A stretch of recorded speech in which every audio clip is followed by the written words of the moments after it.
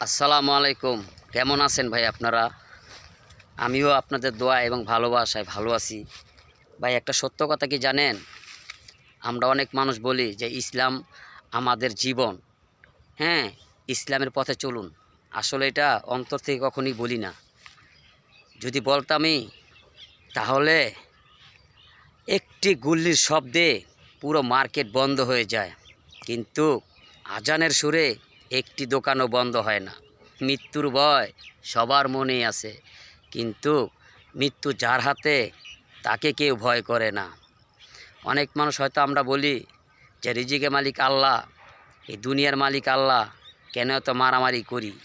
আসলে এটা অন্তর থেকে আমরা এই কথাটা কখনোই বলি না। যদি বলতাম তাহলে তো মারামারি কাটাকাটি হানাহানি হতো না।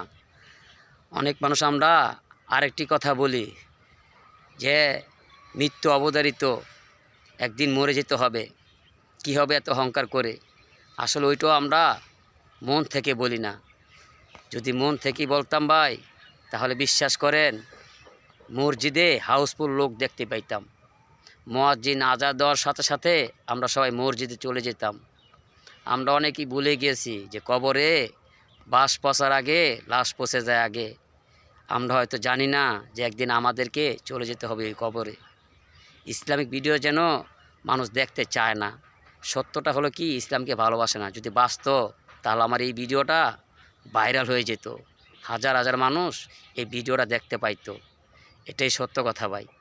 দেখেন আমার এই ভিডিওটা দুই একজনের বেশি দেখতো না। আসলে আমরা ইসলামকে মন থেকে ভালোবাসি না, মুখে মুখে বলি।